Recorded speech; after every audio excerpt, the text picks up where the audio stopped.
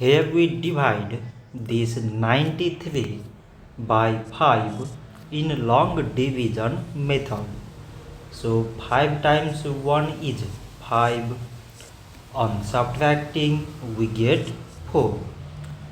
So now we put down this 3 and it is 43. So 5 times 8 is 40. On subtracting we get 3. So now there is no other number to put it down.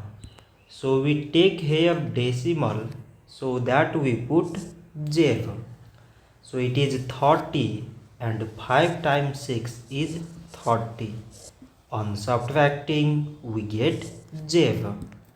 So 93 divided by 5 is 18 decimal 6. So this much for today and thanks for watching.